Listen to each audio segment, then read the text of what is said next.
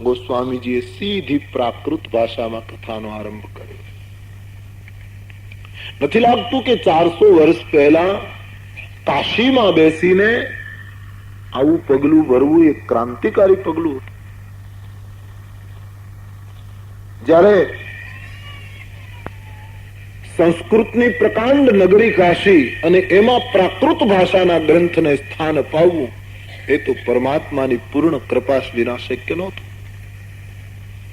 તુલસીદાસજીને એમ લાગ્યું કે ભગવાન રામ રામરાજ્ય કરવા માટે ગાદીનો પરિત્યાગ કરી અને ભીલોની સાથે જો 13 વર્ષ સુધી રહ્યા હોય તો મારે પણ આટલી અઘરી દેવગીરાને પ્રણામ કરી આદર આપી એને સિંહાસન ઉપર બેસાડી અને વંદન કરી અને લોકોની ભાષામાં લોકોના હૃદય સુધી પહોંચવા માટે જવું જોઈએ. અને તેથી સંસ્કૃત ભાષાને પૂર્ણ આદર પૂર્ણ શ્રદ્ધા આપીને ગોસ્વામીજી બિલકુલ પ્રાકૃત ભાષામાં ગ્રંથનું સર્જન કરે. હેતુ હતો લોકો સુધી પહોંચવા માટે. વિદ્વાનો અને પંડિતો લોકો સુધી બહુ નથી પહોંચી શક્યા. એનું કારણ એ છે સરળતા ઓછી આવી જીવનમાં. શબ્દોનો ભાર વધી ગયો. પાંડિત્યને પોષવા માટે મેન તમે દંભના અંચળા ઓઢ્યા અને પરિણામે લોક હૃદય સુધી માણસ ન પહોંચી શક્યો. લોક હૃદય સુધી પહોંચવા માટે તો છલાંગ મારવી જોઈએ. અને તુલસીદાસજી એ કર્યું. તુલસીદાસજીના રામાયણના પાત્રોએ એ કર્યું. રામાયણમાં કથા આવે છે. ભરતજી આખા સમાજને લઈને ચિત્રકૂટ જઈ રહ્યા છે.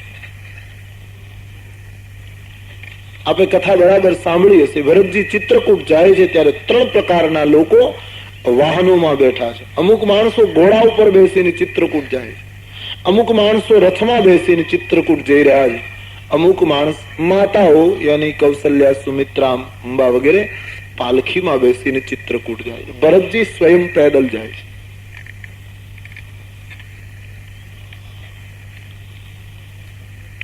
ઘોડા ઉપર આપણે બેસીએ, ગામડામાં આપણે રહીએ, આપણો અનુભવ હશે કે રથ કરતા ઘોડો તેજ ગતિથી જઈ શકે. રથ ચાલે એના કરતા ઘોડો વધારે ગતિથી જઈ શકે, પહેલો પહોંચી શકે. પણ ઘોડા ઉપર બેસનારને થાક લાગે. રથમાં બેસનાર કરતા ઘોડાની સવારીનો થાક જરૂર લાગે. ઉપરાંત ઘોડાની લગામ બરાબર પકડી રાખવી પડે, ક્યાંય પાડી ન દે. તો અયોધ્યાના અમુક માણસો ઘોડા ઉપર બેસીને ગયા હતા.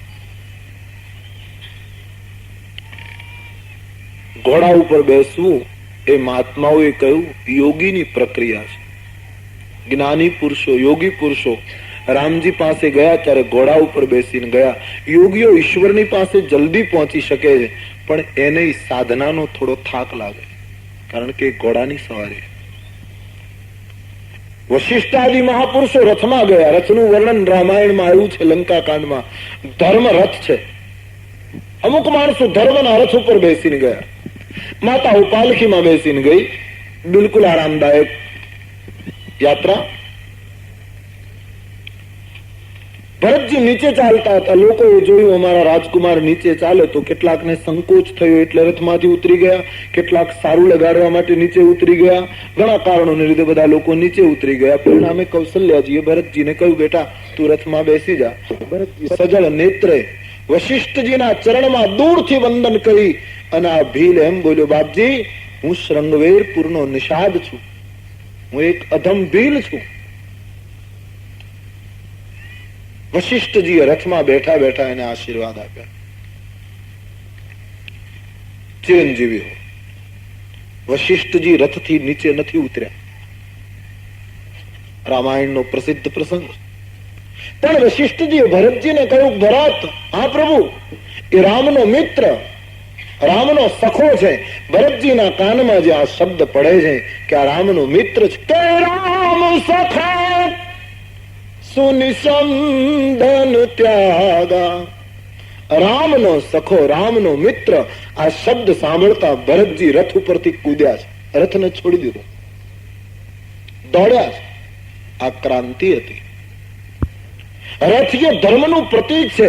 વશિષ્ઠજી ધર્મના રથને છોડી નથી શક્યા. વશિષ્ઠજી ધર્મ ઉપરથી કૂદકો નથી મારી શક્યા, અમારે ભરતજી ધર્મના રથની દૂસરી ઉપરથી કૂદી પડ્યા. એને એમ લાગ્યું કે ભીલને સ્વીકારવા માટે, ભીલને આવકારવા માટે મારે કૂદવું જોઈએ. પછી લોકો ધાર્મિક કહે કે ન કહે એની ચિંતા ભરતજીએ ન કરી. એમણે ધર્મ રથ ઉપરથી કૂદકો માર્યો. વશિષ્ઠજી નથી મારી શક્યા. લોક સુધી પહોંચવા માટે, લોક હૃદયમાં રામ રાજ્યનો સંચાર કરવા માટે પંડિતો અને વિદ્વાનો કરતા સંતો વધારે સફળ થયા. અને તેથી ગોસ્વામીજી એક સંત ભૂમિકામાં હોઈને એમણે સંસ્કૃત વાણીને વંદન કરીને, દંડવત કરીને એકદમ પ્રાકૃત ભાષામાં ગ્રંથનો આરંભ કર્યો, જેથી કરીને નાનામાં નાનો માણસ રામાયણના રહસ્યને સમજી શકે, પામી શકે. તો રામાયણના બાલકાંડના મંગલાચરણ પછી 5 સોરઠા લખ્યા, બિલકુલ ગ્રામીણ ભાષામાં, હિન્દી ભાષામાં. પ્રથમ સોરઠો, જય હિ સુમિરત સિદ્ધિ હોગી, ગણનાયક કરિબર બદન, કરહું અનુગ્રહ સોઈ, બુદ્ધિરાશિ શુભ ગુણ સદન, મૂક હોગી બાચાલ, पंगु चढ़े गिरी बरगहन, जासु कृपा सुदयालु, द्रवम सकल कलिमल दहन.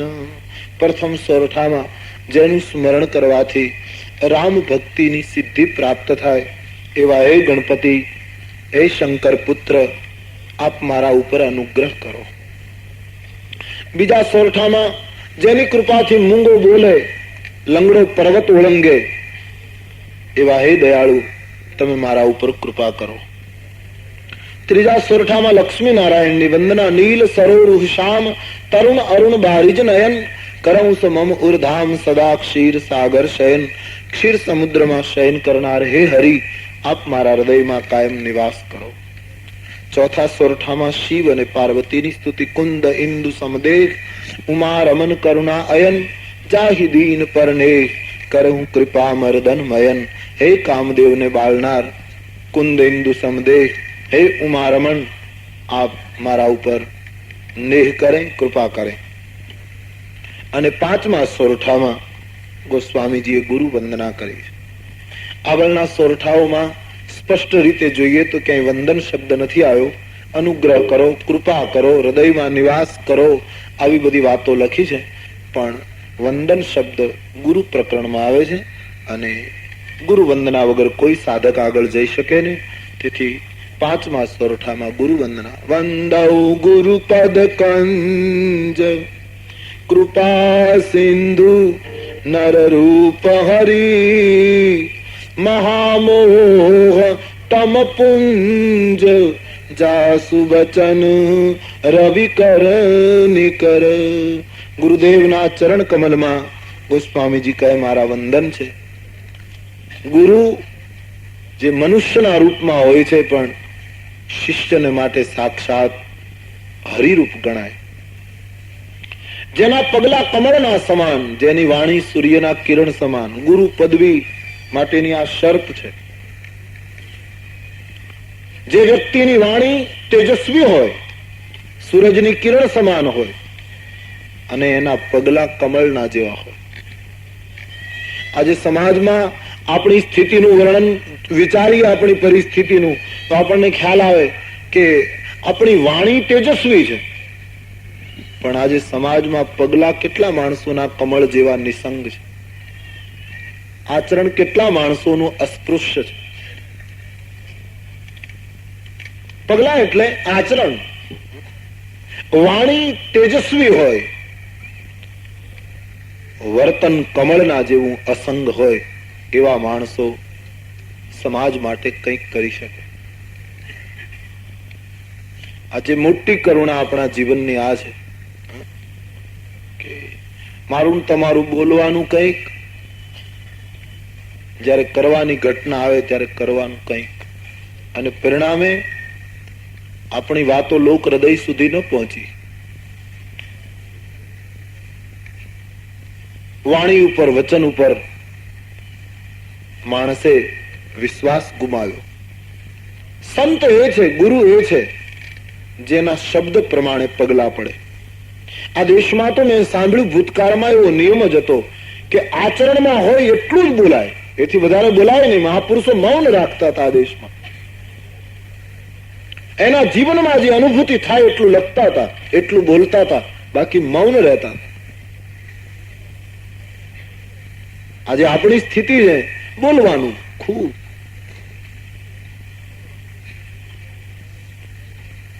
માનવ સ્વાંગ પહેરીને આવ્યા છીએ ત્યારે માણસે પોતાના આચરણ ઉપર બળ આપવું જોઈએ. ઈશ્વરે માનવ દેહ આપ્યો છે તો એને નિભાવવો જોઈએ.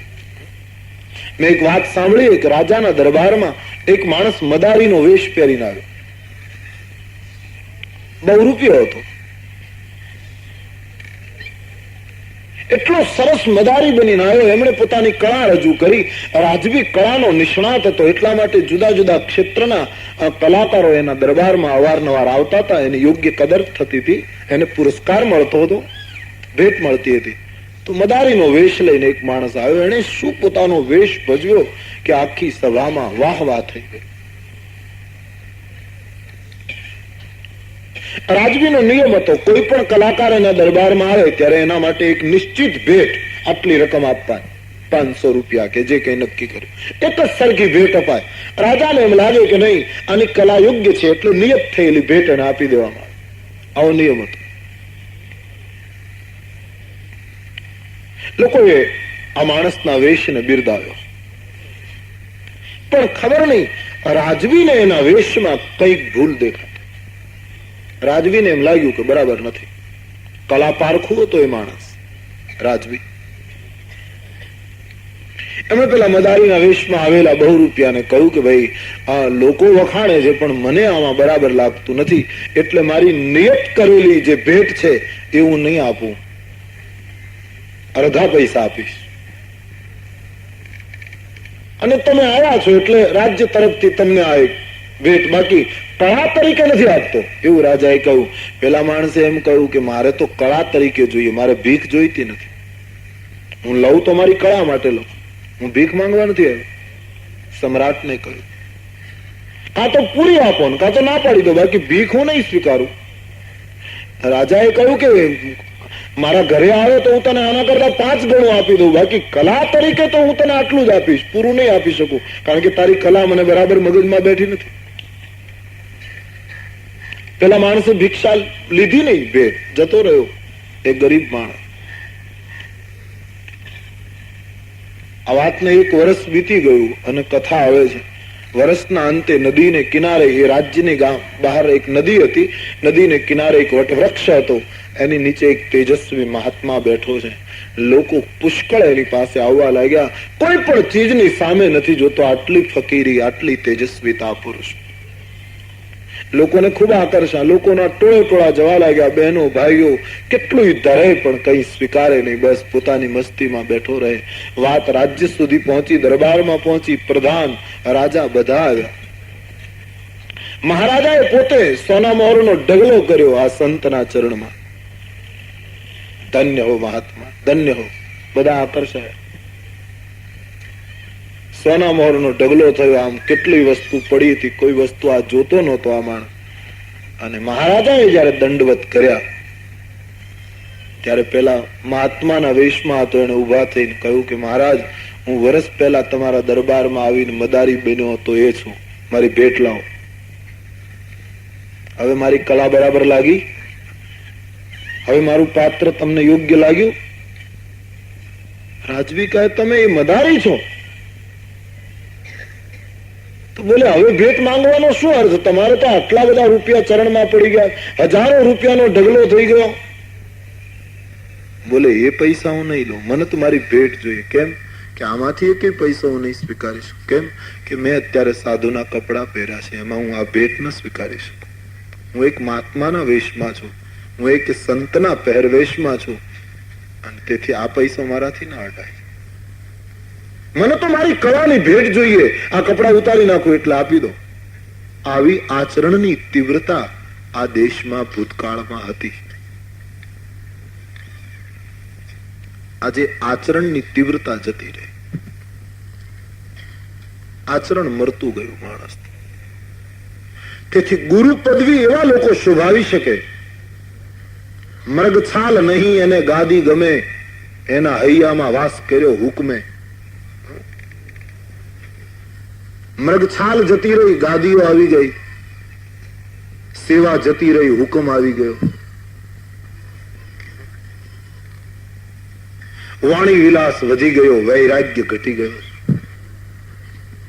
પરિણામે લોકો ઉપરનું બળ તૂટી ગયું આપણું. તુલસીદાસજી ગુરુ એને કહે છે, વંદાણું ગુરુપદ કંજ, એના ચરણમાં લાખો નમસ્કાર છે, જેના ચરણારવિંદ કમળ સમાન છે. સંસારમાં રહેવા છતાં બિલકુલ અસંગ છે.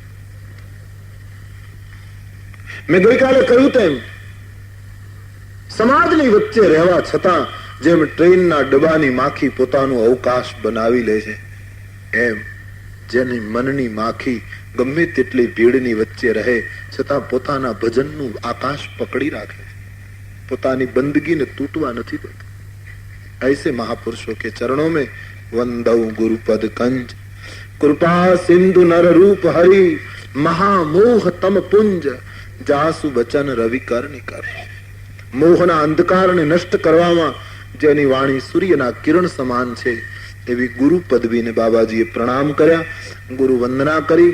આપણે પણ રામચરિત માનસની પ્રથમ ચોપાઈનું ગાન કરીએ તે પહેલા एक बार बड़े भाव और श्रद्धा के साथ अपने अपने गुरु महाराज को प्रणाम करे. गुरुर ब्रह्मा गुरुर विष्णु गुरुर्देवो महेश्वर, गुरुर साक्षात् परम ब्रह्म, तस्मै श्री गुरुवे नमः. ગુરુદેવના ચરણારવિંદમાં વંદન કરીને રામચરિતમાનસની પ્રથમ ચોપાઈ ગુરુ વંદનાનું આખું પ્રકરણ શરૂ થાય. સંક્ષેપમાં એ ચોપાઈઓનું ગાન કરીએ ભાવથી. વંદવું ગુરુ પદ પદમ પરાગા, વંદવું ગુરુ પદ પદમ પરાગા, સુરુચિ સુવાસ સરસ અનુરાગા, સુરુચિ સુવાસ સરસ અમિય મુરી મય ચૂરન ચારુ, અમિય મુરી મય ચૂરન समन सकल भवरुज परिवारु,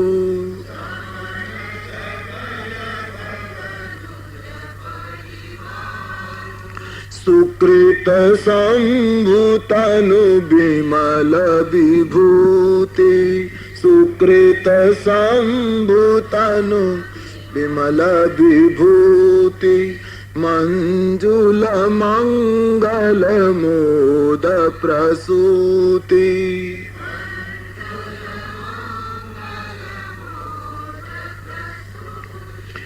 श्री गुरु पद नख मणि गण ज्योति, श्री गुरु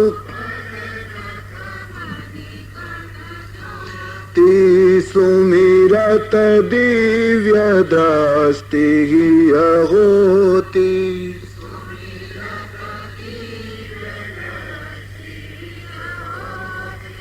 दलन मोह तमसो सुप्रकाशु, दलन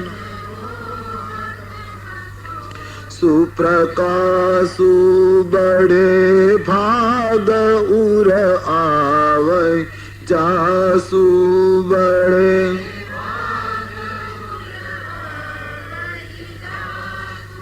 बड़े भाग उर आवै जासु,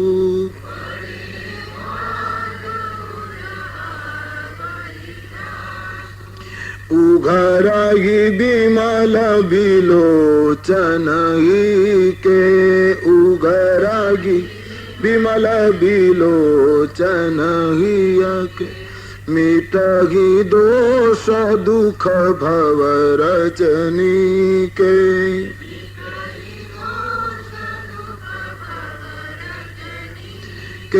सूजहि रामचरित मणि मानिक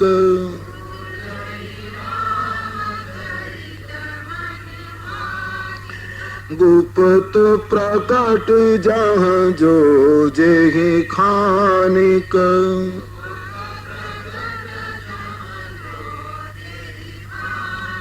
ગુરુદેવના ચરણની રજની વંદના કરતા ગોસ્વામીજી લખે છે કે સંતના ચરણની રજ, ગુરુ ચરણની રજ એ તો ભવરોગનું ઔષધ છે, ચૂર્ણ છે, અને એ ચૂર્ણ દ્વારા માનવીનો ભવરોગ નાશ પામે. રામચરિતમાનસમાં એમ લખ્યું છે કે ધૂળ જેવું નીચ કોઈ નથી, એવું રામાયણમાં વર્ણન છે. અને એટલા માટે કે ધૂળ ઉપર દરેકે દરેક વ્યક્તિના પગનો પ્રહાર થાય, નીચ કો ધૂળી સમાન. ધૂળ નીચ છે કે બધાના ચરણનો પ્રહાર સહન કરે, છતાં એ જ ધૂળ કોઈ સંત ને ચરણે અડે તો એ સંસારના રોગનું ઔષધ બને, ચૂર્ણ બને. એ જ પતિત ધૂળી ગુરુના ચરણે લાગ્યા પછી સાધક માટે ભવરોગનું ઔષધ બને છે. માટે ગોસ્વામીજી કહે એક ચૂર્ણ છે. સંતના ગુરુ ચરણારવિંદના નખની જ્યોતની વંદના કરી હૃદયનો પ્રકાશ દિવ્ય બનાવીને ગોસ્વામીજી રામચરિતમાનસનો આરંભ કરે છે. જેમ આંખમાં સિદ્ધાંજન આંજ્યા પછી માણસને ખ્યાલ આવે કે જમીનમાં કઈ જગ્યાએ ખાણો છે, કઈ જગ્યાએ કઈ ઔષધિ છે, એમ ગુરુચરણની ધૂળથી જાણે પોતાના નેત્રોને આંજી લીધા એવા સાધકોને રામાયણના ગુપ્તમાં ગુપ્ત રહસ્યો દેખાવા. તો ગુરુચરણ રજથી નેત્રોને શુદ્ધ કરીને રામાયણનું પહેલું પ્રકરણ છે દ્રષ્ટિ સુધારવાની વાત, આંખને પવિત્ર કરવાની વાત પ્રથમ લખી. ગુરુની ચરણ ધૂલીથી મારા નેત્રોને વિશુદ્ધ કરીને ગોસ્વામીજી કહે હું રામકથાનું વર્ણન કરવા જઈ રહ્યો છું. તેગી કરી બિમાલ વિવેક વિલોચન બરનઉ રામચરિત ભવ મોચન બરનઉ રામચરિત ભવ મોચન. ગુરુદેવની ચરણ ધૂલથી મારા નેત્રોને વિશુદ્ધ કરીને, નયનને પવિત્ર કરીને પછી વાણી ઉચ્ચારવાની તૈયારી બતાવી. નેત્ર જ્યાં સુધી શુદ્ધ ન થાય ત્યાં સુધી વાણીમાં તાકાત નથી આવતી. બયનની તાકાત જેના નેત્રો પવિત્ર હોય એને મળે છે. તેથી ગોસ્વામીજી પ્રથમ નેત્રની શુદ્ધિ ઉપર ભાર દઈ અને રામચરિતમાનસનો આરંભ કરે. હવે આંખ પવિત્ર કરી પછી તો જગતમાં નિંદા કરવાનો કોઈ પ્રશ્ન જ ઉઠતો નથી, આખું જગત વંદનીય લાગે. અને તેથી તુલસીદાસજીએ પહેલું પ્રકરણ વંદના પ્રકરણ લખ્યું. સૌ પ્રથમ બ્રાહ્મણોની વંદના કરી. મારી તમારી દ્રષ્ટિ જ્યાં સુધી પાવન ન થઈ હોય ત્યાં સુધી જ બીજાની નિંદા સૂજે. આંખ પવિત્ર થયા પછી તો આખું જગત રામમય બને. અને આપણી આંખ પવિત્ર થઈ કે કેમ એ કોઈને પૂછવાની જરૂર ન રહે. દરેક વ્યક્તિમાં આપણને વંદનનો જો ભાવ જાગતો હોય તો સમજવાનું મારી ભક્તિ સફળ થવાની તૈયારીમાં. એક એક વ્યક્તિ વંદનીય દેખાવી જોઈએ. બસ કવિવર રવિન્દ્રનાથ ટાગોરને નોબેલ પ્રાઇઝ મળ્યું, એના જીવનની ડાયરીમાં પ્રસંગ આવ્યો. વિશ્વનું પ્રથમ કક્ષાનું ઇનામ પ્રાપ્ત થયું અને પછી પોતાના ઘરે હજારો માણસોનો લાઈન લાગી ગયેલી એમને અભિનંદન આપવા માટે કે ટાગોર આપ તો મહાન છો, આપે આટલું મોટું ઇનામ પ્રાપ્ત કર્યું. દેશ વિદેશના અભિનંદનો એના ઉપર ઉતર્યા. પણ એના જીવનમાં એમ લખ્યું છે કે એના પાડોશમાં એક ભાઈ રહેતા હતા, એ અભિનંદન આપવા આવ્યા. અથવા તો આયા તો એ ટાગોરને પગે ન લાગ્યા, બસ જોયા કરે. બધા લોકો એને વંદન કરે, ફૂલહાર પહેરાવે, પેલો પાડોશી જોયા કરે, બસ આંખ કાઢીને. ટાગોરને એમ થયું કે આખી દુનિયા મને અભિનંદન આપે પાડોશીને, અને તકલીફ પાડોશીને વધારે હોય, નજીક રહેનારને બહુ મુશ્કેલી હોય.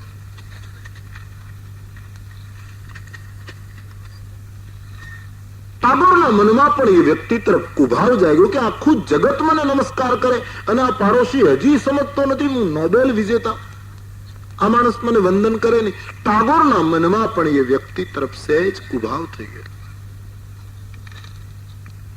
બસ એને પાડોશી જ દેખાયા કરે કે આને શું તકલીફ છે, આ કેમ મને વંદન નથી કરતો, આને કેમ તકલીફ થાય.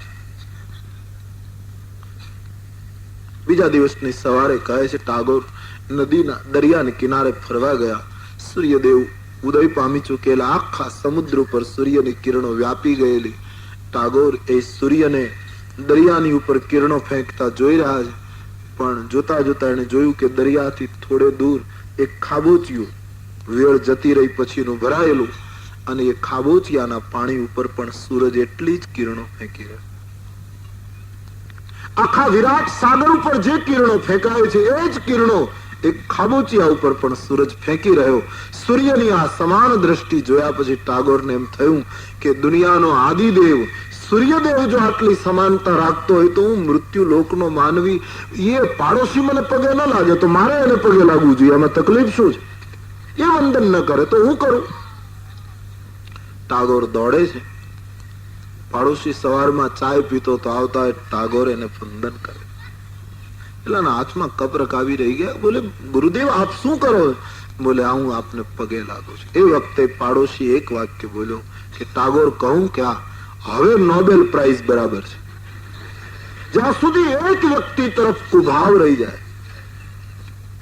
એક વ્યક્તિમાં પણ બ્રહ્મ દર્શન ન દેખાય, ત્યાં સુધી દ્રષ્ટિ પવિત્ર ન થઈ ગણાય. એટલે નરસિંહ મહેતો સકલ લોકમાં સહુને વંદે. અને એ શક્ય બને જ્યારે આપણી આંખ પવિત્ર બને. તુલસીદાસજીએ ગુરુની ચરણ ધૂલથી નેત્રોને પાવન કરી અને વંદના પ્રકરણનો આરંભ કરતા પહેલી વંદના બ્રાહ્મણોની કરી. વંદઉ પ્રથમ મહી સુર ચરણા, વંદઉ પ્રથમ મહી સુર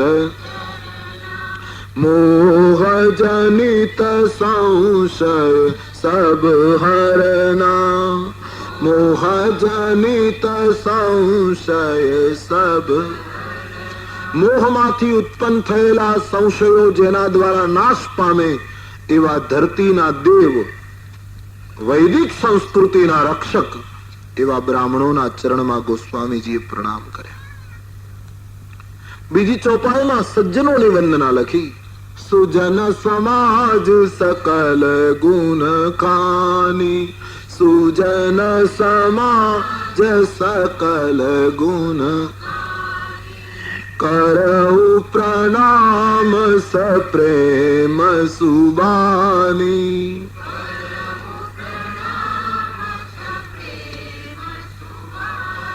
સજ્જન સમુદાયને પવિત્ર વાણીથી ગોસ્વામીજી આદર આપીને વંદન કરે. બ્રાહ્મણોની વંદના, સજ્જનોની વંદના, હવે સાધુ સમાજની વંદના અને સંતોની વંદના કરતા તુલસીદાસજીએ ઘણું લાંબુ પ્રકરણ લખ્યું.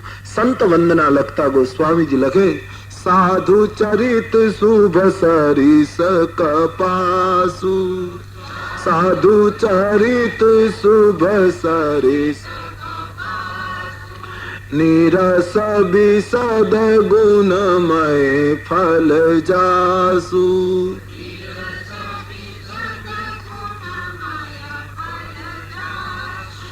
જો સહી દુઃખ પર છિદ્ર દુરાવા, જો સહી દુઃખ પર છિદ્ર દુરાવા, બંદનીય જેહી જગ જસુ પાવા, બંદનીય જેહી જગ જસુ. સાધુઓની વંદના કરતા ગોસ્વામીજીએ લખ્યું કે સાધુઓના ચરિત્રો એ તો કપાસના ફૂલ જેવા હોય. કપાસના ફૂલમાં જેમ કોઈ રંગ નહીં, કોઈ રસ નહીં, કોઈ વિશિષ્ટ આકાર નહીં, એમ સાધુનું જીવન અનાસક્ત હોય, કોઈ આગ્રહ ન હોય, એના જીવનમાં કોઈ વિશિષ્ટ આગ્રહ ન હોય. અને જેમ કપાસનું ફૂલ અનેક પ્રક્રિયામાંથી પસાર થઈ અને જગતનું ઢાંકણ બને, ચૂંટાય અને કપાસના ફૂલમાંથી કપાસિયા જુદા પડે, એ પીંજાય, એની પૂણીઓ થાય, પાછું કંતાય, એના એ ધાગાના તાણાવાણા થાય, એમાંથી કાપડ બને અને એ કાપડ થયા પછી બીજાનું ઢાંકણ બને, ઉઘાડાને ઢાંકે. તો સમાજના જે ઢાંકણ છે, જગતના છિદ્રોને ઢાંકવાનું જેણે કામ કર્યું છે, એવા સાધુ સમાજને ગોસ્વામીજીએ વંદન કરે. સંતોનું જીવન કાર્ય જગતના છિદ્રો ઢાંકવા. સંસારી અને સંતનો ફરક જ આ. સંસારીને આદત હોય બીજાના છિદ્રો ખોલવા, સંતનો જીવન વ્યવહાર એ બતાવે બીજાના છિદ્રો ઢાંકવા. બંદનીય જેહી જગ જશ પાવા. તો સંસારના ઢાંકણ સમા એવા સંત પુરુષોની વંદના કરી. અને તુલસીદાસજી સંતોને એક બીજી ઉપમા આપતા બહુ સુંદર આદર આપતા લખે, રામાયણ એ તો સંત મહિમાનો ગ્રંથ છે. રામનો મહિમા તો રામાયણમાં છે જ, પણ ભરતજીનો મહિમા વધારે છે રામાયણ. અને ભરતજી સંત છે, તેથી રામાયણને સૂત્રના રૂપમાં કહેવું હોય તો કહી શકાય રામાયણ એ સંત મહિમાનો ગ્રંથ છે. બાબાજી લખે છે, સંત એ તો હાલતો ચાલતો પ્રયાગ છે. મુદ મંગલમય સંત સમાજુ, જો જગ જંગમ તીરથ રાજ. રામ ભગતી જહ સુર સરિધારા, સરસઈ બ્રહ્મ વિચાર પ્રચાર. વિધિ નિષેધમય કલિમાલ હરની, કર્મ કથા રવિનંદિની બર. સંતો તો હાલતા ચાલતા પ્રયાગ તીર્થરાજ. બહુ સાચી વાત છે. પ્રયાગમાં જેમ 3 નદીનો સંગમ ગંગા, યમુના અને સરસ્વતી, એમ જે સાધુમાં જે સંતમાં 3 વસ્તુ, ભક્તિની ગંગા વહેતી હોય, સરસ્વતી બ્રહ્મ વિદ્યાની સરસ્વતી વહેતી હોય, કર્મના સિદ્ધાંતોની યમુના ભળી જતી હોય, આવા મહાપુરુષો હાલતા ચાલતા પ્રયાગો છે. જેના જીવનમાં નિજ ધર્મ ઉપર અટલ વિશ્વાસ, આવો અક્ષય વટ હોય, હરિહરની કથારૂપી ત્રિવેણી ઉછાળા મારતી હોય, આવા સંતો જાગ્રત તીર્થો છે. સંતો તીર્થ છે, બિલકુલ સાચી વાત. જે પરિવ્રાજક બની લોક કલ્યાણ માટે પોતાની સાધના કરતા કરતા જગતના હિત માટે પોતાનું જીવન સમર્પિત કરે, આવા મહાપુરુષો હાલતા ચાલતા તીર્થો છે. અને પહેલો પ્રયાગ જે ઇલાહાબાદમાં, એ પ્રયાગમાં તો આપણે સ્નાન કરીએ તો પાપથી મુક્તિ મળે, જીવન પરિવર્તન નથી થતું. પાપથી મુક્તિ મળે છે જરૂર, પણ પ્રયાગમાં સ્નાન કર્યા પછી કોઈ દિવસ હવે પાપ નહીં કરવું એવો સંકલ્પ લોકો નથી કરતા. લોકો એમ માને છે કે વર્ષ દિવસ પછી વળી પાછા એક ચક્કર મારી જઈશું.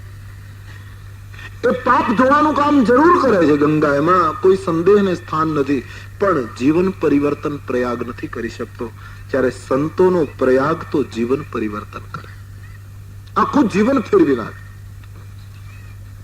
માનસમાં લખ્યું છે, મંજન ફલ પેખીએ તત્કાલા, કાક હોય પીક બકહુ મરારા. સંતના પ્રયાગમાં સ્નાન કરવાથી કાગડો કોયલ બને, બગલો હંસ બને. એ શારીરિક પરિવર્તન નથી, વૃત્તિનું પરિવર્તન. સંતનો સંગ થાય તો હરામની વાતો કરનારો હરે રામ કહેતો થઈ. સંતનો સંગ થાય તો શસ્ત્ર વાપરનારા શાસ્ત્રનું ગુણગાન કરવા લાગે. સંત વૃત્તિ બદલે. બુદ્ધના જીવનમાં ઘટના આવે છે. બુદ્ધ જતા હતા, કોઈએ ના પાડી કે તમે ત્યાં જશો નહીં. ત્યાં અંગુલિમાન નામનો એક ભયંકર નરભક્ષી રાક્ષસ રહે, લૂંટારો. બુદ્ધ અટક્યા નહીં. અંગુલિમાનનું નામ તમે સાંભળ્યું છે, બહુ ભયંકર નરભક્ષી માણસ હતો. માણસની આંગળીઓ કાપી અને ગળામાં પહેરતો હતો, મસ્તકને ગળામાં નાખતો હતો, માણસને ખાઈ જતો. બુદ્ધના પગલા અટક્યા નહીં, બસ જતા આગળ આગળ. એક પીપળાની નીચે અંગુલિમાન ઉભો છે. એમણે ગર્જના કરી, કઈ મહાત્મા, તે મારું નામ નથી સાંભળ્યું, જતો રહે. બુદ્ધ હટ્યા નહીં, બસ ચાલતા જ રહ્યા. મહાત્મા અટકી જાઓ, છતાંય બુદ્ધ અટક્યા નહીં. ત્રીજી વાર અંગુલિમાને પોતાના હાથનો કુહાડો ઊંચો કરીને કહ્યું, મહાત્મા અટકી જાઓ. ત્યારે બુદ્ધ એટલું બોલ્યા કે અંગુલિમાન, હું તો ક્યારનો અટકી ગયો છું, હવે તું અટકી જા. મેં તો કબ સે રૂક ગયા. મારા પગ ચાલે છે પણ હું અંદરથી ચૂપ છું. તારા પગ સ્થિર છે પણ તારી ઘાતકી પ્રવૃત્તિ હજી ગતિમાં છે. હવે તો તારે અટકવાની જરૂર છે. બોલે, આ વ્યાસ ગાદી નથી, હું કોઈ સત્સંગી માણસ નથી કે તું મને બોધ આપે. મહાત્મા, હું મસ્તક કાપી નાખી. મહાત્માએ કહ્યું, મારું મસ્તક કાપીને તમને પ્રસન્નતા થતી હોય તો બહુ સારી વાત છે. બુદ્ધે કહ્યું, પણ સાધુ સંતોની વાતો લોકો માને છે, એ આશ્રયે એક વાત પૂછું કે મારું માથું કાપતા પહેલા મારે પીપળાના પાનની જરૂર છે, 2-3 પીપળાના પાન તોડી આપો. આવું બુદ્ધે માંગ્યું. હવે પેલો તો ઘાતકી માણસો ખડખડાટ હસતો હસતો 5 પીપળાના પાન આપવાને બદલે આખી ડાળી કાપી આપે. કુવારો મારો, ડાળી કપાઈ નીચે પડી.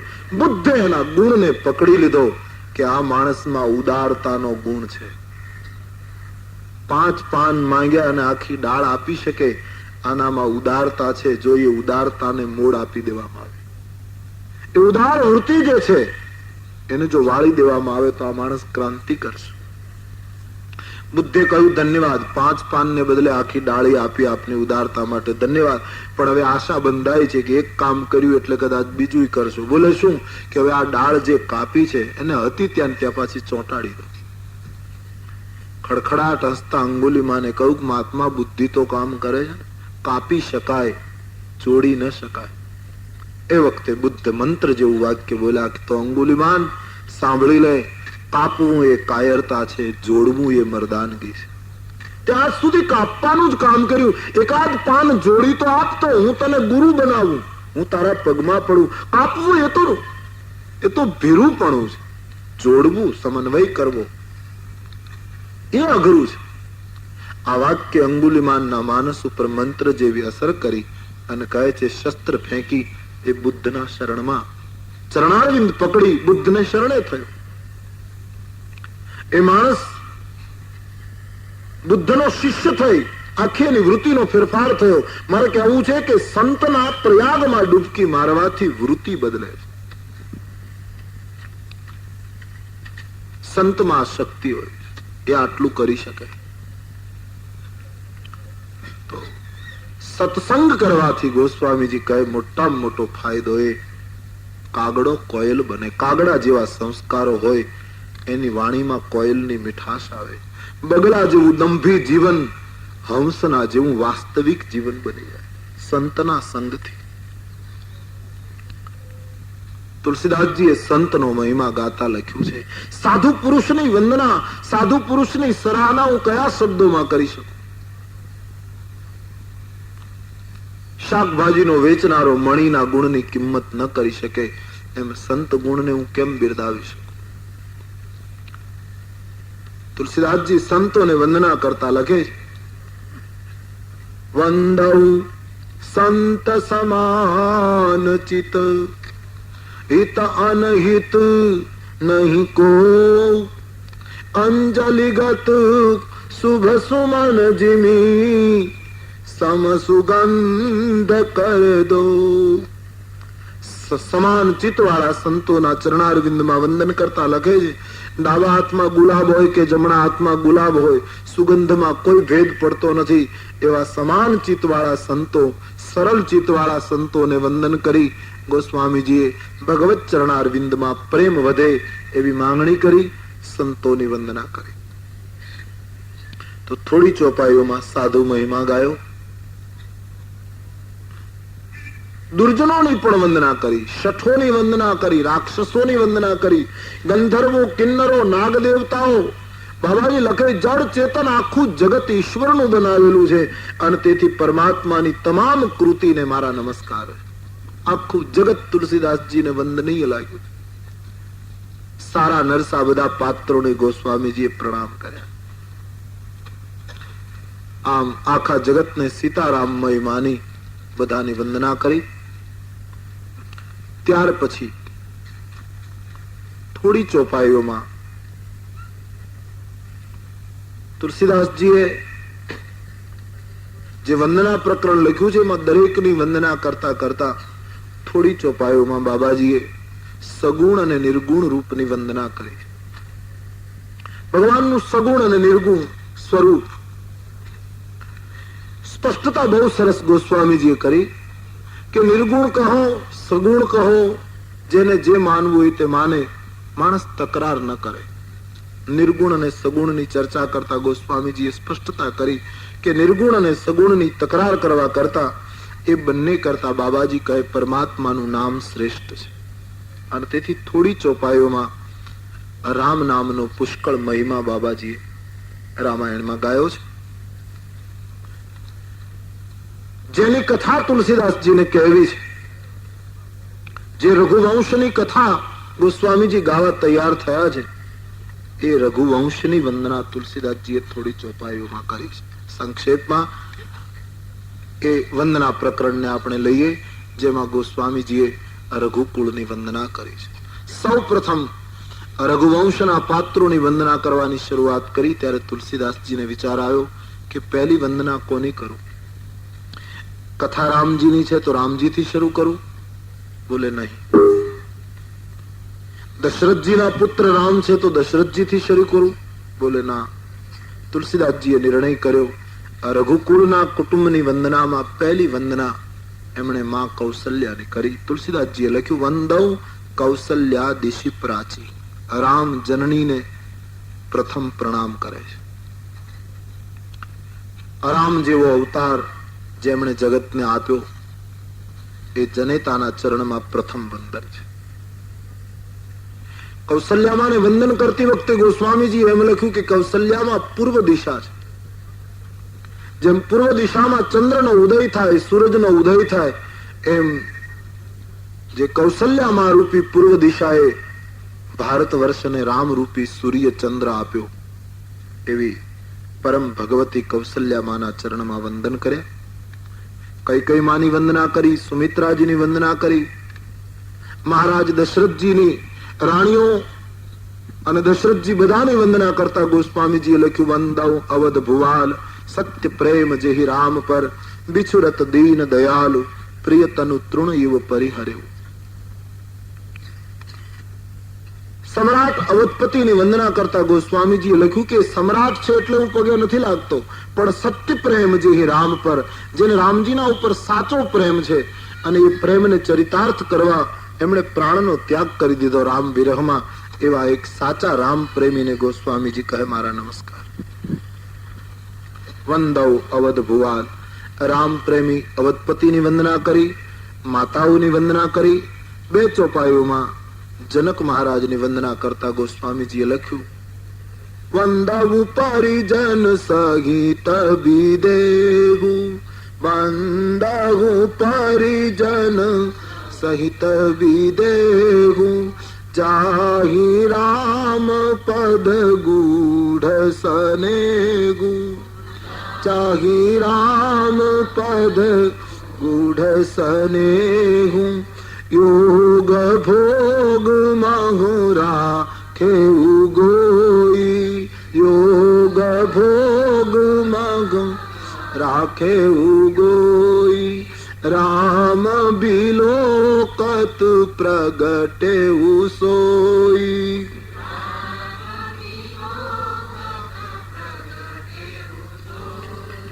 જનક રાજાની વંદના કેવલ બે ચોપાઈમાં આવી છે. ઘણા લોકોનો આક્ષેપ પણ રહ્યો છે કે રામાયણમાં જનકના પરિવારની બહુ વંદના કેમ નથી અથવા તો બહુ ઉલ્લેખ કેમ નથી. તુલસીદાસજીએ બે ચોપાઈમાં એ પ્રકરણ ઉપર પડદો મૂક્યો. વંદવ પરિજન સહિત વિદેહુ. જનક મહારાજને એના પરિવાર, એમના કુટુંબીઓ સહિત વંદના. કારણ જાહી રામ પદ ગૂઢ સનેહ, જેને રામના ચરણારવિંદમાં ગુપ્ત પ્રેમ છે, જે રામના ગુપ્ત પ્રેમી છે, એનું વર્ણન કેમ કરવું? જેનો સ્નેહ ગૂઢ છે, ખુલ્લો નથી, એ વ્યક્તિનું વર્ણન શબ્દોથી આપવું મુશ્કેલ પડે. તેથી ગોસ્વામીજી જનકની બહુ ચર્ચામાં નથી ગયા. આખા પરિવારને એક ચોપાઈમાં વંદના કરીને કહી દીધું કે જેમણે પોતાના યોગને, પોતાની સાધનાને ભોગની અંદર છુપાવી દીધું. બહારથી એમ લાગે ભોગ, વૈભવ, સંસારી, પણ ભીતર એટલો મોટો યોગ કે જે યોગ રામ દર્શન કર્યા પછી પ્રગટ્યો, ત્યાં સુધી ગુપ્ત રહેલો. એવા રામના એક ગુપ્ત પ્રેમી જનક અને એના પરિવારની ગોસ્વામીજીએ વંદના કરી. એના કુટુંબના બીજા પાત્રોની વંદના આવતી નથી. સુનૈના, ઉર્મિલા, શ્રુતિકીર્તિ, માંડવી, કુશકેતુ, આ બધા પાત્રોને જુદા જુદા પાડીને વંદના કરી નથી ગોસ્વામીજીએ.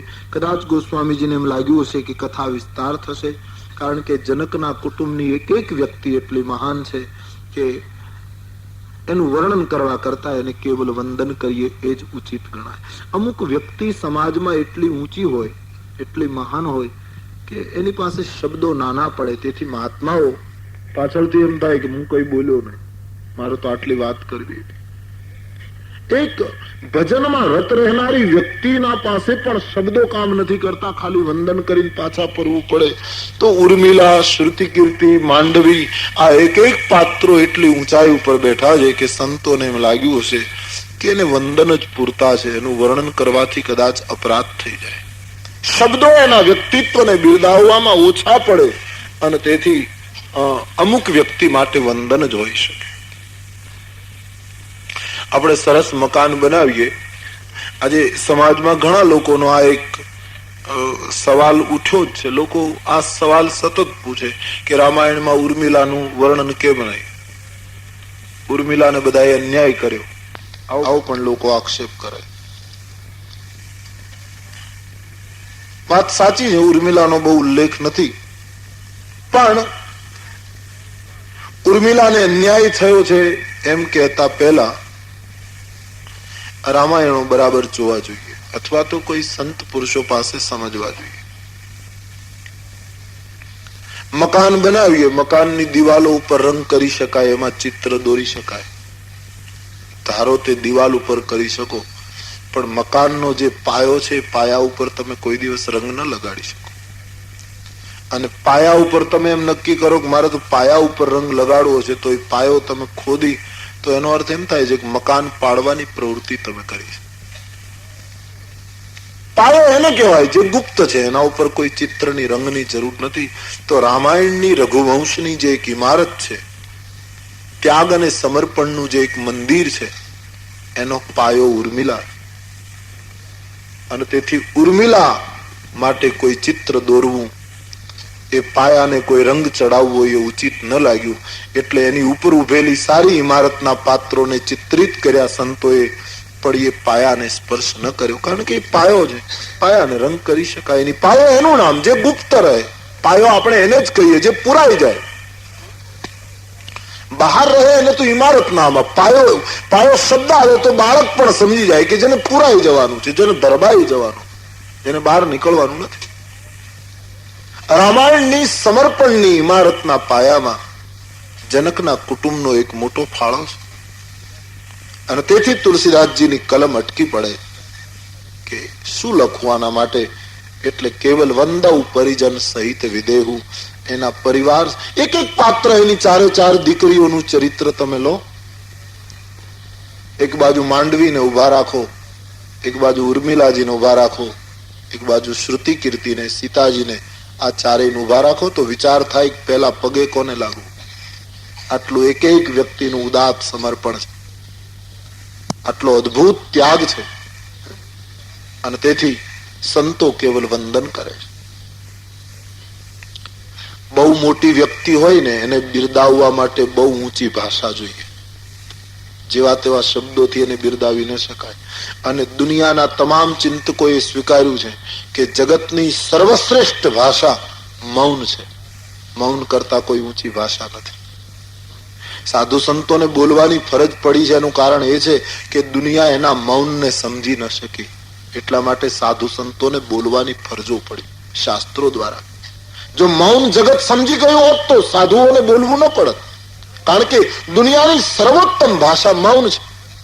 મૌનથી અધિક કોઈ ભાષા નથી. એટલે અહીં જનકના પરિવાર માટે મૌન ભાષાનો પ્રયોગ થયો. કારણ કે જાહી રામપદ ગૂઢ સને, તો એ આક્ષેપ ટકતો નથી કે એ લોકોને અન્યાય થયો. શરૂ થાય છે અને એ ચાર ભાઈઓમાં રામજી મોટા છે છતાં તુલસીએ ક્રમ તોડ્યો અને મોટા ભાઈને પ્રથમ વંદન નહીં. પોતાના ઈષ્ટદેવ છે રાઘવેન્દ્ર, છતાં એને પ્રથમ વંદન નહીં. પ્રથમ વંદન એમણે ભરતજીને કરતા સુંદર ચોપાઈ લખી. સબ ગાઈએ વંદવું પ્રથમ ભરત કે ચરણા, વંદવું પ્રથમ ભરત, વંદવું પ્રથમ ભરત કે ચરણા,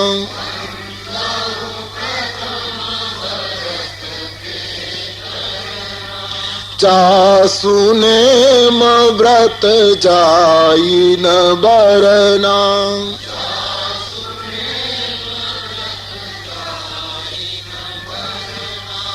રામ ચરણ પંકજ મન જાસુ, રામ ચરણ પંકજ મન, લુબુધ મધુપ ઇવ તજૈન પાસુ, લુબુધ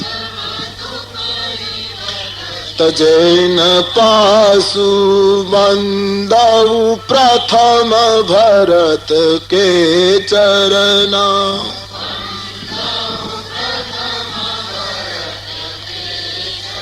श्री भरतलाल जी के चरणों में सबसे पहले बाबाजी ने सर झुकाया. કેટલું મહત્વનું કામ. ભગવંતની વંદના કરતા પહેલા સંતની વંદના કરી.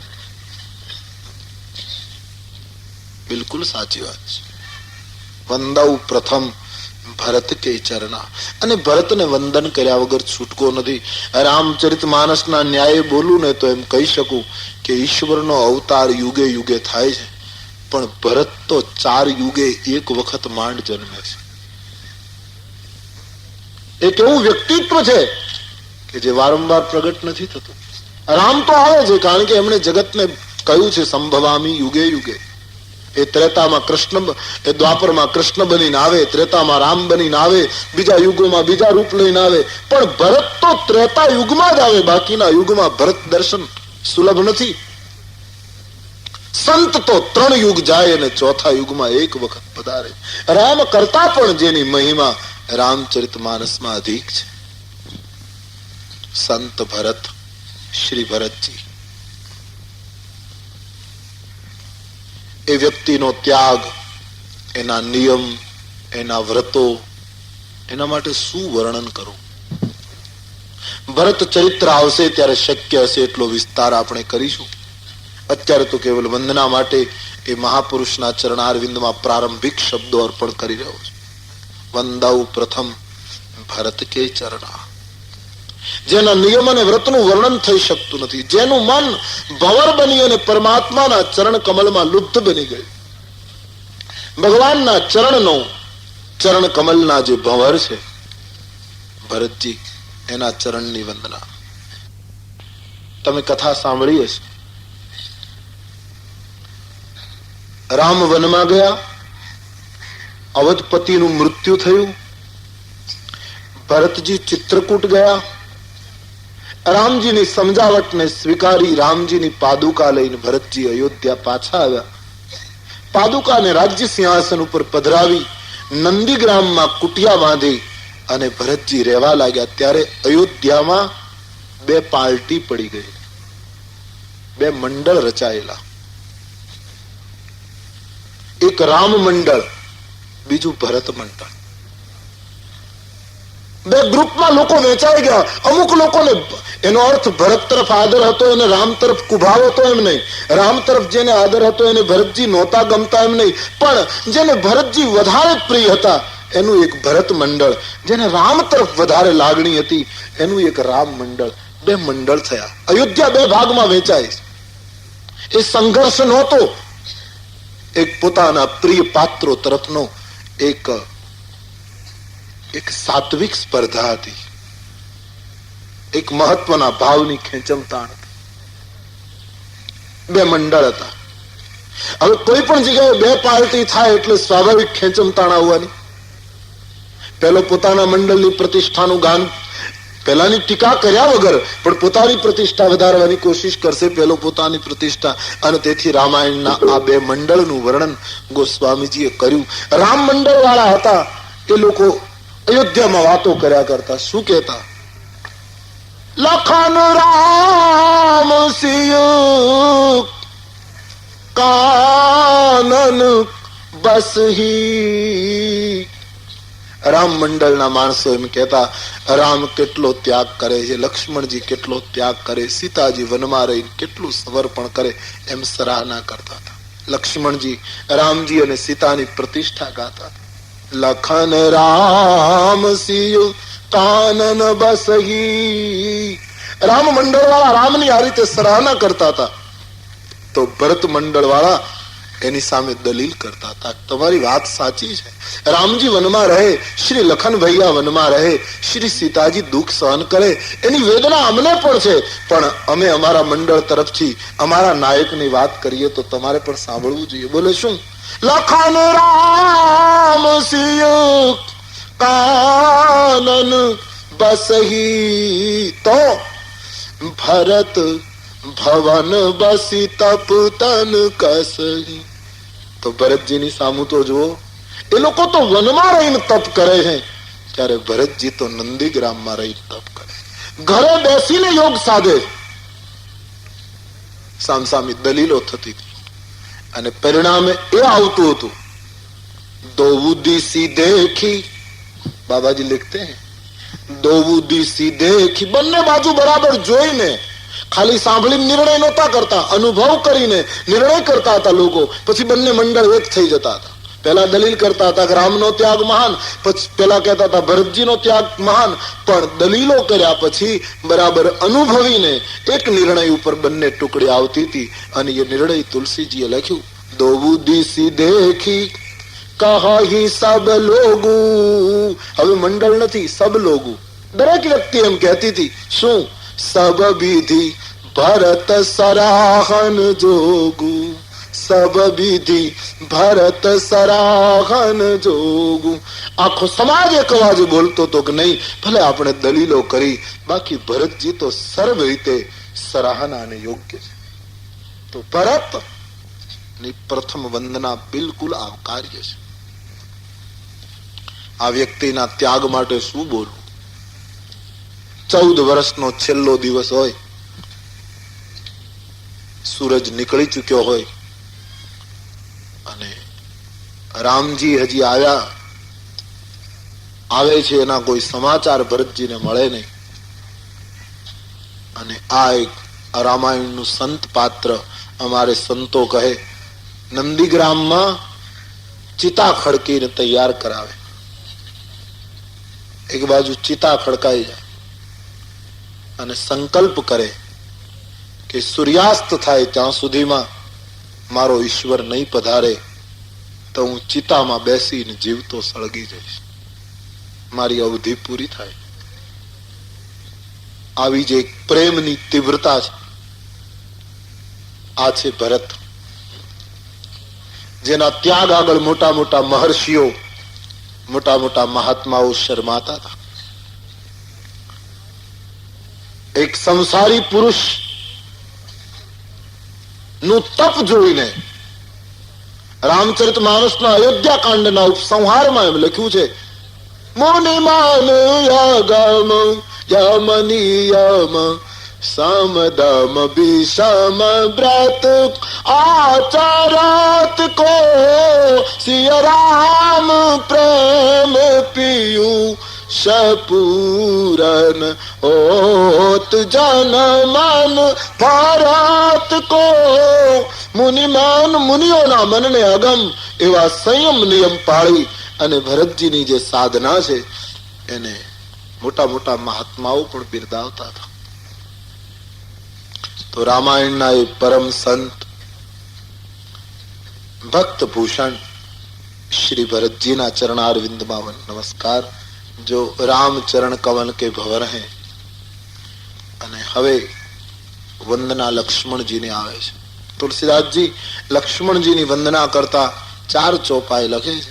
બંદઉ લક્ષ્મણ પદ જલ જાતા, બંદઉ લક્ષ્મણ પદ शीतल सुभग भगत सुखदाता.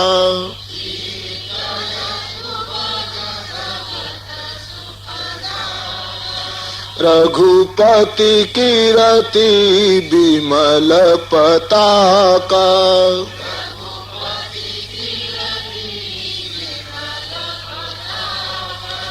दंड समान भयउ जसु जाका.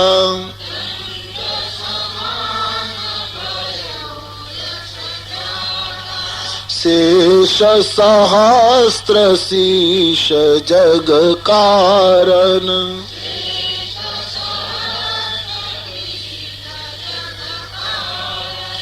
जो अवतरे भूमि भय तारन.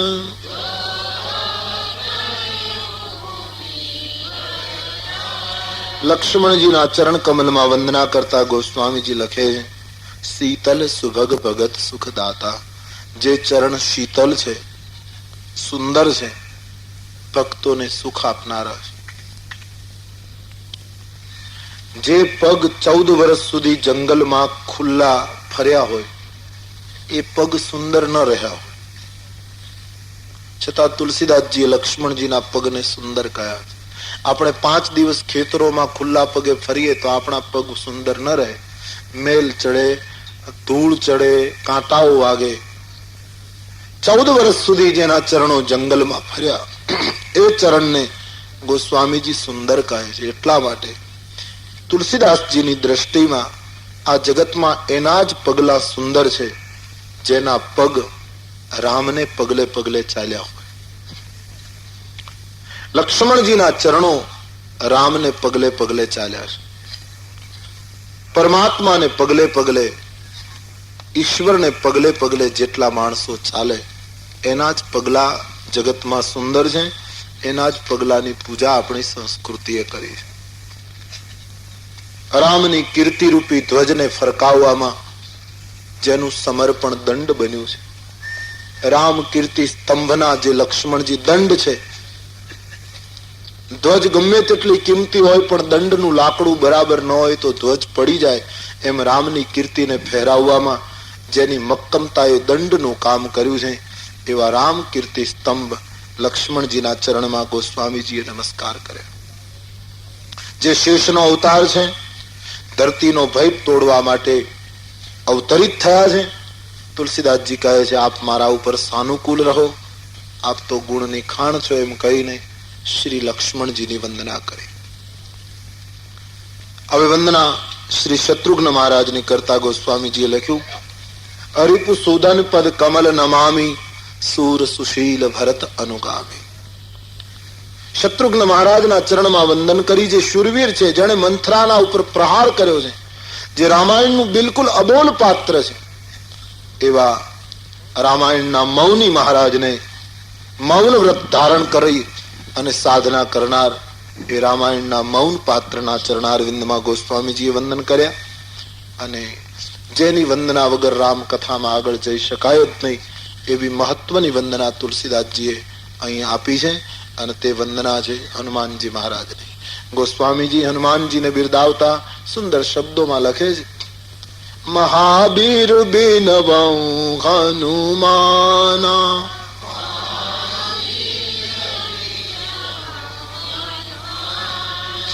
રામ જાસુ જસ આપ બખાના,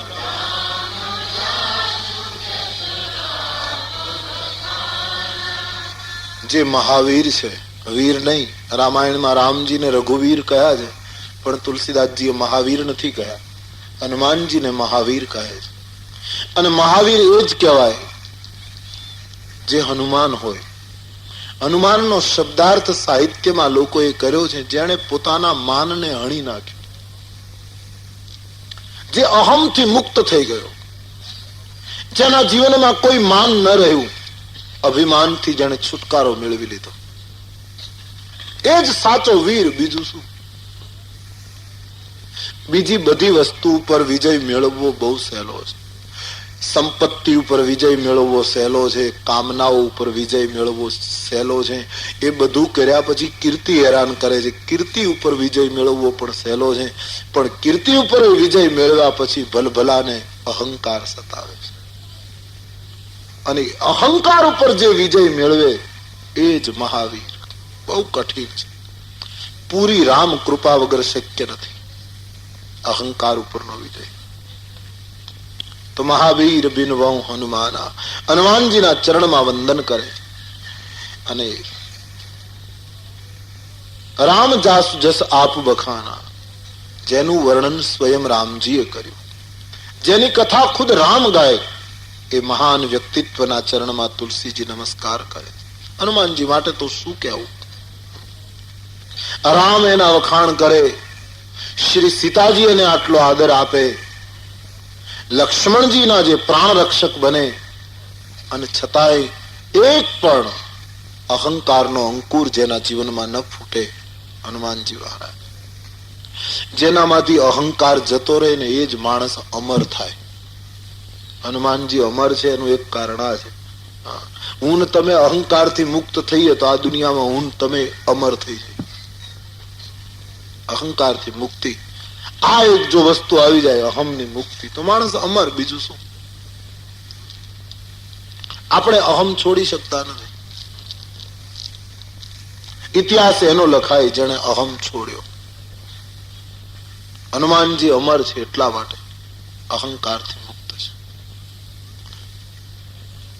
હનુમાનજી બીજા પુરાણોમાં એવી કથા, ઉપાસના પદ્ધતિમાં એવી કથાઓ મળે કે વિષ્ણુની તમારે પૂજા કરવી હોય તો અમુક કાળમાં વિષ્ણુ તમને વધારે મદદગાર થાય, દુર્ગાની પૂજા અમુક સમયમાં તમને વધારે મદદગાર થાય, શંકરની ઉપાસના અમુક કાળમાં વધારે સહાયક બને.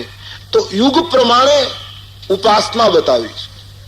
પણ હનુમાનજીની ઉપાસના એક એવું તત્વ છે, ચારો યુગ પ્રતાપ તુમારા. એના માટે કોઈ કાળ અને યુગનું બંધન નથી. હનુમાનજીની ઉપાસના ચારેય યુગમાં થઈ શકે. એની ઉપાસના પદ્ધતિમાં ચારેય યુગમાં એનું તેજ દેખાય છે. હનુમાનજી એ અજર અમર છે.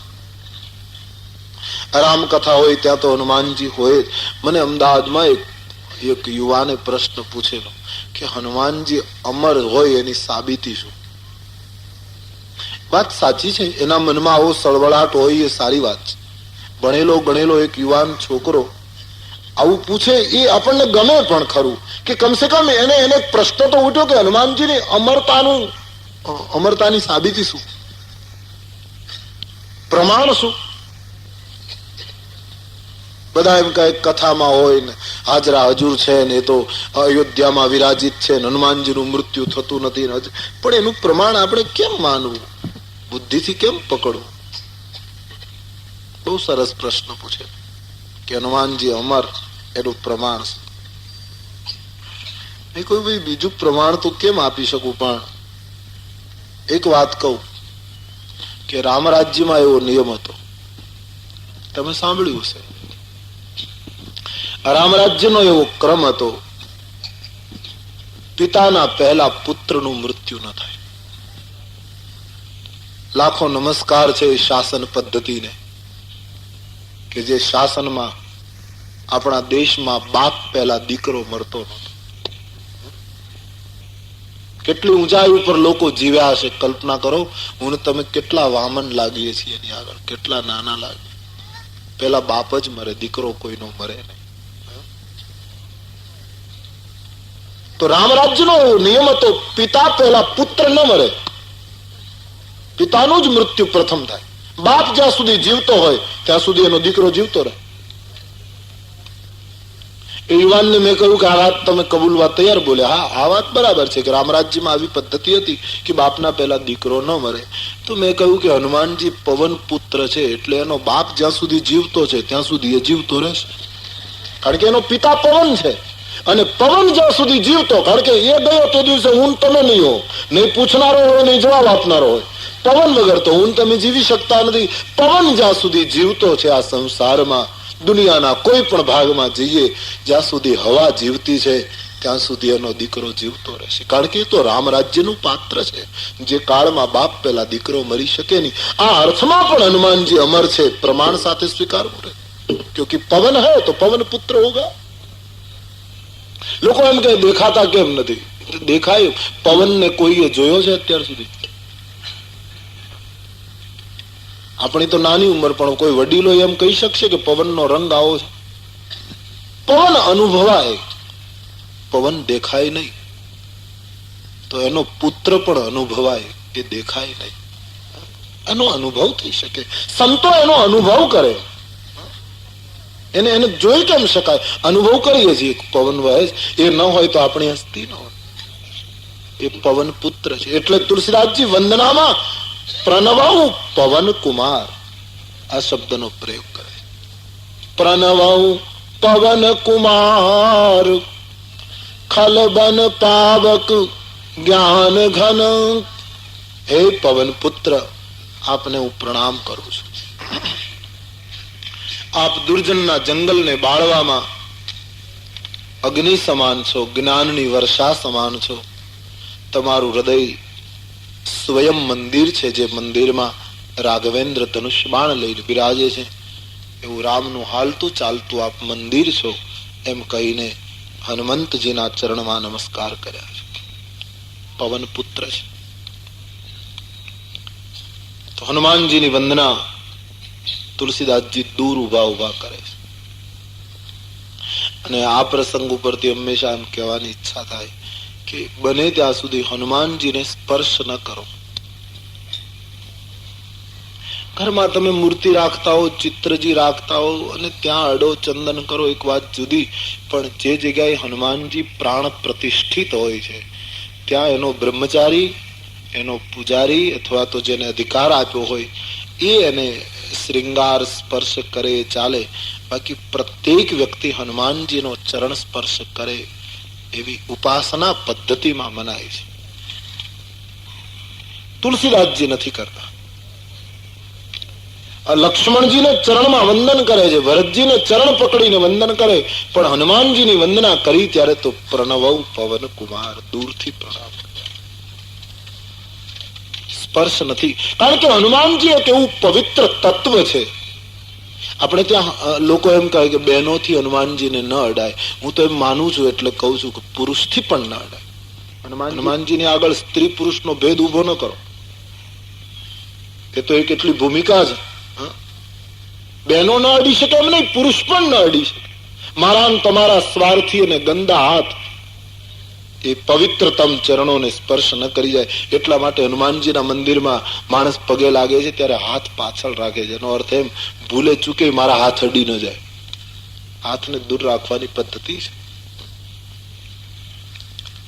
હનુમાનજીનો ચરણ સ્પર્શ, દૂરથી વંદન બરાબર છે, સ્વીકારી લે. તુલસીદાસજી નથી અડ્યા. તુલસી કરતા આપણે વધારે પવિત્ર હોઈએ તો છૂટ છે, પણ ગોસ્વામીજી જેવી વયોવૃદ્ધ જેને રામનો સાક્ષાત્કાર થઈ ચૂકેલો એ પુરુષ દૂરથી પ્રણામ કરે.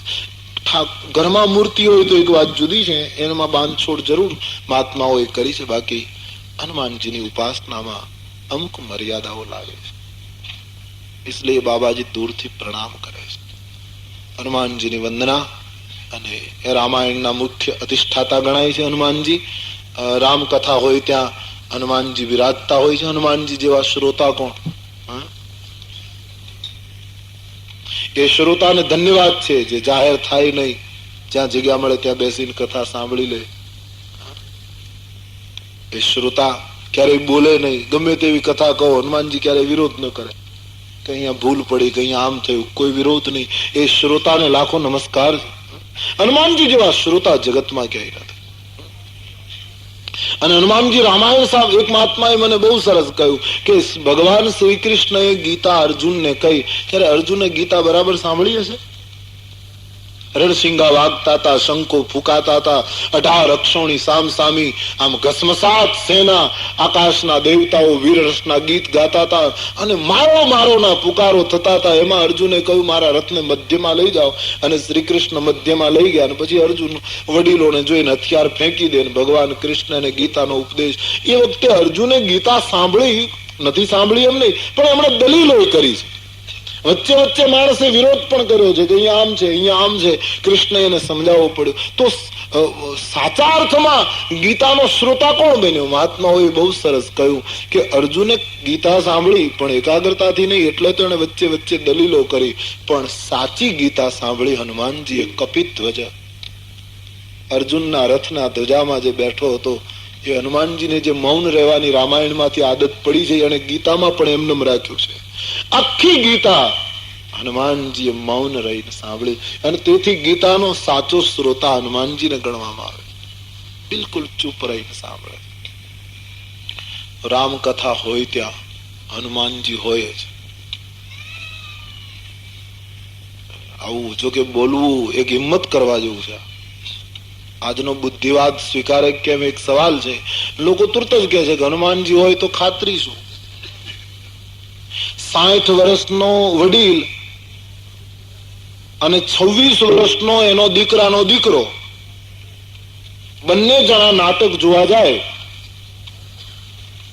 તો 60 વર્ષના દાદાને નાટકના પાત્રોના ચહેરા નહીં દેખાય, 26 વર્ષના નાટકના પાત્રોના ચહેરા દેખાશે. એમાં સામે ખેલ કરનારનો દોષ નથી, એ 60 વર્ષના બાપાની આંખમાં આવેલા મોતિયાનો દોષ છે. 26 વર્ષનો જોઈ શકે, 60 વર્ષનો નથી જોઈ શકતો. એમ કોઈ જોઈ શકે, આપણે ન જોઈ શકીએ. એમાં હનુમાનજીનો શું દોષ? મારી તમારી આંખના મોતિયાનો દોષ હોઈ શકે, આંખની બીમારીનો દોષ, મારી તમારી સાધનાની ખામી હોઈ શકે, બીજું. એથી કરીને હું તમે કેમ કહી શકીએ કે હનુમાનજી ન હોય? 50 વર્ષ થયા, મને કોઈ માધવબાગની બનેલી વાત કરી છે અયોધ્યાના સંતની, અને એ વાત કરનાર હજી ધ્રાંગધ્રામાં છે. દિવ્ય જીવન સંઘના એક અગત્યના કાર્યકર છે. એને મને કહ્યું કે બાપુ આ મારી નજરે જોયેલી વાત મને બહુ ગમી, બુદ્ધિથી પકડવું બહુ કઠિન છે. એમણે કહ્યું કે માધવબાગમાં અયોધ્યાના સંત કથા કહેતા હતા, રામકુમાર દાસજી નામ હતું. सुंदर रामायण की कथा का 1 कलाक बोले, काफी लोग आते थे, बड़े बड़े बुद्धिशाली लोग आते थे. तो कथा करे એટલે એક નાની એવી ગાદી મૂકીને એમ કહે આવી ગયે હનુમંત વિરાજજી, આવું કહે અને કથાનો આરંભ કરે. એક વકીલ સાહેબને શંકા પડી, આ ગાદી પધરાવીને એમ કહે આવી ગયે હનુમંત વિરાજજી, એટલે શું હનુમાનજી આવતા હશે? વકીલના મગજમાં આ વાત બેઠી રહી. એમણે મહાત્માને કહ્યું કે મહાત્માજી તમે ગાદી પધરાવો છો એટલે શું ત્યાં હનુમાનજી આવીને બેસે છે? મહાત્માએ કહ્યું ભાઈ આ તો અમારી અંગત શ્રદ્ધાનો વિષય છે, અમને એમ લાગે છે કે હનુમાનજી આવે છે એટલે અમે ગાદી ધરીએ છીએ. તમારે ન માનવું હોય તો કઈ નહીં, તમે તો કથા સાંભળવા આવ્યો છો ને, કથા સાંભળો. બોલે નહીં, તમે જાહેરમાં આવી હનુમંત બિરાજજી અને ગાદી નાખો, આ તો લોકોને છેતરવાની વાત છે, સાબિત કરો. એટલે મહાત્માએ કહ્યું તમારી ઈચ્છા ન હોય તો હું અયોધ્યા પાછો જતો રહું, મારે અહીંયા કથા કરવી નથી, આ મારી અંગત સાધનાનો વિષય છે. મહાત્માએ બહુ સરળતાથી કહ્યું આ અમારી અંગત લાગણીનો વિષય. બોલે નહીં, સાબિત કરો. હનુમાનજી હોય એની ખાતરી શું? તમે જાહેરમાં પ્રવચન કરો તો તમારે ખુલાસો કરવો. મહાત્મા પગે લાગે ભાઈ હું કથા બંધ કરી દઉં, છોડો ને વાત. બોલે ના, હનુમાનજી આવે એની ખાતરી. મહાત્માએ કહ્યું હનુમાનજી નથી આવતા એની ખાતરી શું? તમે સાબિત કરી શકો કે નથી આવતા? બોલે એ તો તમે કહો ને, લોકો શ્રદ્ધાથી સાંભળી લે, બાકી હું તો વકીલ છું. તો બોલે તમે કઈ રીતે કબૂલ કરો કે હનુમાનજી છે કે નથી, એમ કઈ રીતે માનો? બોલે તમે ગાદી પધરાવો અને એ ગાદી જો હું ઊંચી ન કરી શકું તો હું માનું કે હનુમાનજી છે, અને ઊંચી કરી લઉં તો તમે ખોટા. હવે નાની એવી ગાદી કાપડ. આત્માએ કહ્યું, સારું, કાલે પ્રયોગ કરીશ. ગાદી જો ઊંચી થઈ જાય તો હું હારું, ન થાય તો તમે હાર્યા, પણ કંઈક શરત રાખીએ. શું? મહાત્માએ કહ્યું, કાલે હું ગાદી પધરાવું અને વકીલ સાહેબ તમે ઊંચી કરો, અને જો ગાદી ઊંચી કરી લો તો હું મારો ભેખ ઉતારીને તારી ઓફિસનો પટ્ટાવાળો બની જાઉં. એક સાધુએ એક મોટો પડકાર સ્વીકાર્યો, અને વકીલ સાહેબ ગાદી ઊંચી ન થાય તો તમારે ઓફિસ છોડી અને અયોધ્યાના સાધુની દીક્ષા લેવાની. સાંભળનારાએ કહ્યું, બહુ સરસ. સાંભળનારાઓને તો કઈ લેવા દેવા નહીં, કાં તો સાધુ પટ્ટાવાળો થાય, કાં તો પેલો સાધુ થાય. શ્રોતાઓનો તો તમાશો હતો. બહુ સરસ, કરવા જેવું. વકીલ સાહેબ તમે બરાબર કર્યું, આમ જ હોવું જોઈએ. સાંભળનારને તો કઈ હતું નહીં. લોકોએ આ વાતને સમર્થન આપ્યું. વકીલે કહ્યું કે મહાત્મા, એ ગાદી હું તમને લઈ ન જવા દઉં, કારણ કે તમે કઈક ગાદીમાં કરતા હો તો બોલે આટલી એવી ગાદીમાં હું શું કરવાનું, તમને શંકા પડતી, તમે લઈ જાઓ, કાલે તમે લેતા આવજો. મારે તો ગાદી એક નિમિત્ત પૂરતી જોઈએ, આ ન જોઈતી તો બીજી તમે લઈ આવજો. એ ગાદી વકીલ લઈ ગયો. આવી બનેલી ઘટના. વકીલને તો જે થયું હોય ખબર નહીં, પણ મહાત્માને રાત્રિભર ઊંઘ ના આવી, કારણ કે આ તો એક મોટી શ્રદ્ધાનો સવાલ ઉઠ્યો. રાત્રિએ સંતની આંખમાં આંસુ આવ્યા છે. શું થશે? પણ રામાયણની એક ચોપાઈ એના માનસમાં ગુંજવા લાગી. રામ સદા સેવક રુચિ રાખી. રામે એના ભક્તની ઈચ્છાને કાયમ સ્વીકારી, એને સ્વીકૃતિ આપી. આત્માને થયું કે કાલે જો પહેલી થશે તો મને કોઈ ચિંતા નથી, કાલે રામાયણનું મહત્વ ઘટી જશે. લોકો રામચરિત માનસને માનશે, લોકો કથા કહેનારને, રામાયણનું ગાન કરનારને દંભી કહીને પથ્થર મારશે. આખી પરંપરા તૂટી જશે. પરમાત્મા ઉપર પૂર્ણ વિશ્વાસ આ પુરુષનો. સવારે નિયત સમયે, પણ આજ તો અધો ભાગમાં ક્યાંય જગ્યા મળે છે, લોકો પુષ્કળ ભેગા થાય.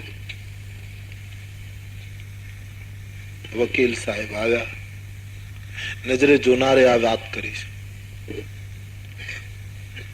આત્માએ કહ્યું, સાહેબ ગાદી લઈ આવ્યા? બોલ્યા, મૂકી દો તમારા હાથે. ગાદી પધરાવી. બોલે, શરત કબૂલ છે ને? ગાદી ઊંચી થાય તો હું ભેખ ઉતારું, નહીતર તમારે દીક્ષિત થવાનું. કબૂલ. મહાત્માએ આંખો બંધ કરી મંગલાચરણ કર્યું. આવી ગયે હનુમંત વિરાજજીએ હનુમાનજીને આવકાર આપ્યો. વકીલને નિમંત્રણ આપ્યું, ગાદી લઈ લો.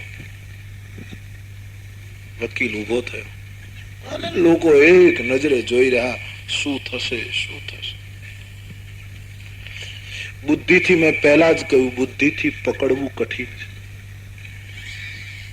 અને દુનિયામાં બધી વસ્તુ કઈ બુદ્ધિથી નથી પકડાતી. ક્યાંક તો મારે તમારે હૃદયની શ્રદ્ધા મૂકવી પડશે. એમ કહે છે કે વકીલ ઉભો થયો, ગાદીના તરફ એને હાથ ફેલાવ્યા, પણ ખબર નહીં ધ્રુજવા માંડ્યો. આખું શરીર પરસેવેથી રેબઝેબ થયું. લોકો જોઈ આખો કાંપે. એક 3 બાય 3 ઇંચની નાની એવી કાપડની ગાદી, એના તરફ હાથ તો ફેલાવ્યા પણ આખો કાંપે. ગાદીને સ્પર્શ ન કરી શકે. આમાં 1 વાર 2 વાર 3 વાર પ્રયાસ કર્યો. એ માણસ હાથ ફેલાવે પણ ગાદીને સ્પર્શ ન કરી શકે. ગાદીની પાસે જાય તો હાથ એને પાછા ખેંચવા પડે. હેરાન થઈ ગયું, એને ચક્કર આવવા લાગ્યા.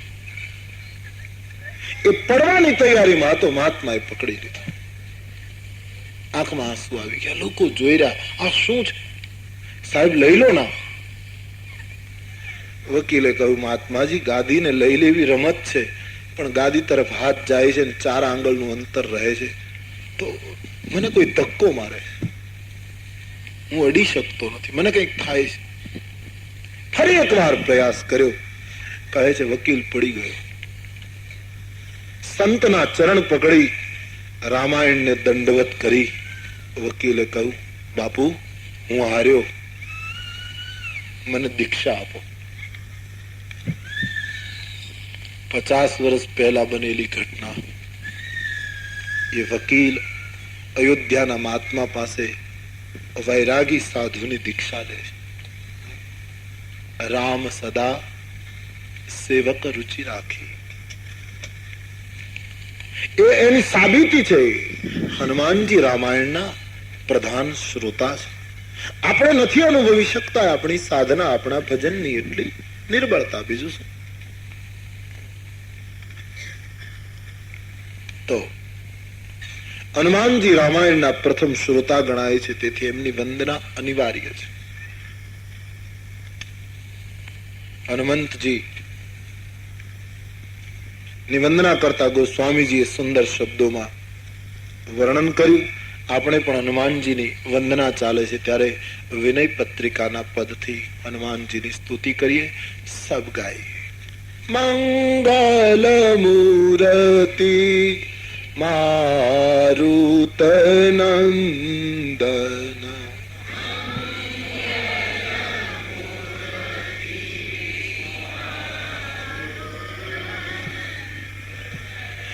सकल अमंगल मूल निकंदन सकल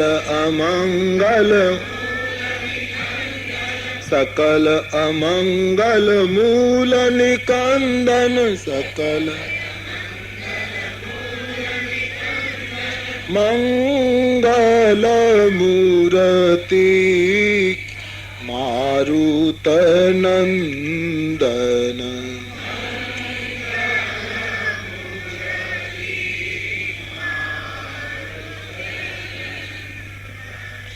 पवन तनय संतन हितकारी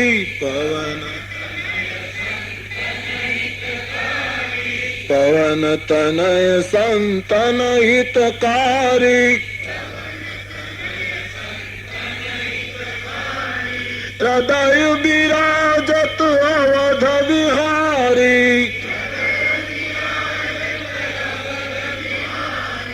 हृदय विराजत अवध विहारी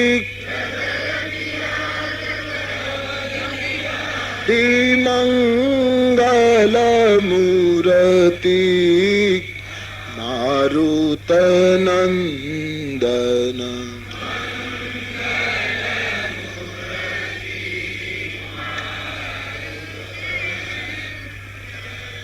मातु पिता गुरु गणपति शारद शिवा समेत शंभु सुख नारद चरण कमल बंधौ सब काहू चरण देहु राम पद नेहु निबाहु मंगल मूर्ति मारुत नंदन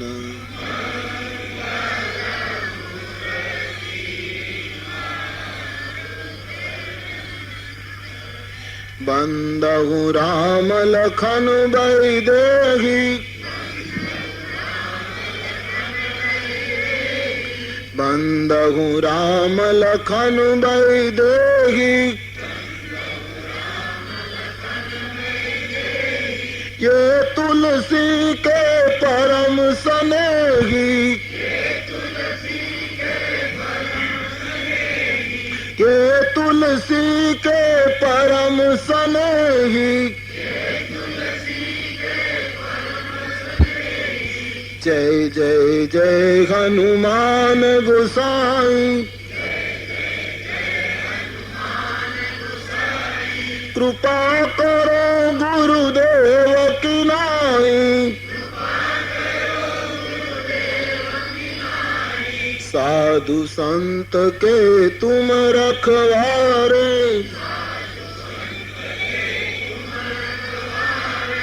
असुर निकंदन राम दुलारे, मंगल मूर्ति मारुत नंदन।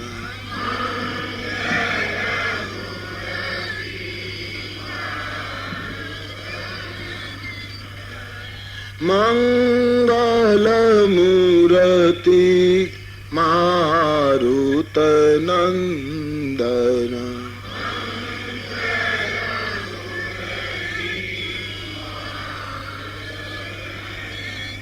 अतुलित बलधामं हेमशैलाभदेहं, दनुजवन कृशानं ज्ञानिनामग्रगण्यं, सकल गुण निधानं वानराणामधीशं,